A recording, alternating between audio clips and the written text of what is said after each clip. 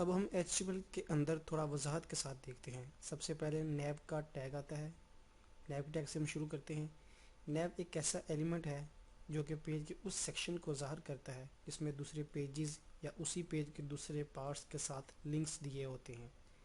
Navigation के दो उसूल हैं, मैं आपको बताता चलूँ। नेविगेशन में चूंकि लिंक्स आ रहे होते हैं, लिहाजा उन्हें लिस्ट स्ट्रक्चर में लिखें, यानी ULLA के स्ट्रक्चर में लिखें। मिसाल के तौर पर आप देख सकते हैं, सबसे पहले नैब का टैग है, उसके अंदर UL का टैग है, उसके अंदर LA का टैग है, उसके अंदर एंकर है और उसके अंदर टेक्स्ट लिखा हुआ है जिस पे वो क्लिकेबल लिंक बनाना है। इस तरह link 1, link 2, link 3, link 4, link 5 दिए हुए हैं। बाज़ वक़्त ऐसा होता है कि जो कि आपकी नेविगेशन मेन में आ रही होती है वो फुटर में भी आ रही होती है। मिसाल के तौर पर about us, contact us, copyright, privacy policy वगैरह के पेजेस, तो ऐसे में नैब का टैग फुटर में इस्तेमाल नहीं करते। मिसाल के तौर पर ये मैंने मोजिला डेवलपर नेटवर्क की एक वेबसाइट खोली हुई है, आप देख सकते हैं ये आपकी मेन नेविगेशन है, इसको हम नैब के टैग में लिखेंगे। नैब के टैग के अंदर फर्दर ULLA का स्ट्रक्चर होगा।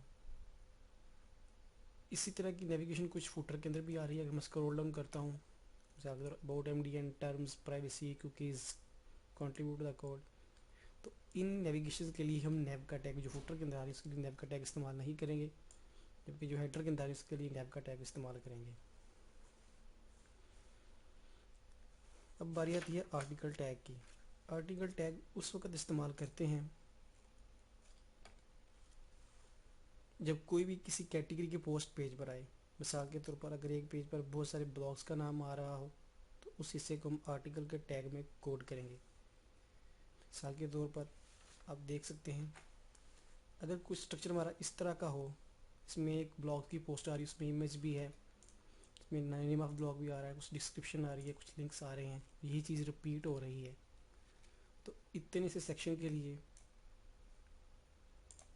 हम आर्टिकल का टैग यूज़ करेंगे और आर्टिकल टैग के अंदर ही लिखेंगे यही आर्टिकल का टैग इधर रिपीट हो रहा है, इधर रिपीट हो रहा है। इस तरह के सेक्शन के लिए हम आर्टिकल का टैग यूज़ करेंगे। अब बात आती है सेक्शन टैग की। सेक्शन टैग हम उस वक्त इस्तेमाल करेंगे जब एक ख़ास किस्म के कॉन्टेक्ट की एक हेडिंग हो। मिसाल के तौर पर ये एक स्ट्रक्चर है जिसमें हमारे पार्टनर्स दिखाए गए हैं, पार्टनर की एक हेडिंग है और पार्टनर, तो ऊपर स्क्रॉल डाउन करता हूँ, ये कोई और पोर्शन है, इसमें बिकम ए क्लाइंट की डिस्क्रिप्शन लिखी हुई है, साथ एक हेडिंग है, ऊपर वही मेन नेविगेशन आ रही है। तो इस तरह के सेक्शन के लिए, इस तरह के एरियाज़ के लिए हम सेक्शन का टैग इस्तेमाल करेंगे। हेडिंग के बगैर हम सेक्शन टैग नहीं लिखेंगे। ऐसे हेडिंग टैग सेक्शन के लिए सेक्शन का टैग यूज़ करेंगे जिसके अंदर हेडिंग आ रही होगी। अब बात आती है साइट टैग की। आप तकरीबन हर एक वेबसाइट पर देखेंगे एक सेक्शन, इसको हम साइड बार कहते हैं। HTML5 में इसको साइड के टैग में लिखना शुरू कर दिया गया है। इसमें ज़्यादातर वो कंटेंट आता है जो मेन कंटेंट से डिफरेंट होता है। मिसाल के तौर पर calendar, blog categories, blog codes, tags वगैरह वगैरह।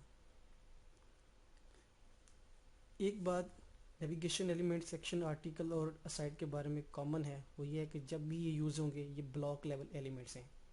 ये कंटेंट फ्लो में हमेशा नई लाइन से शुरू होते हैं।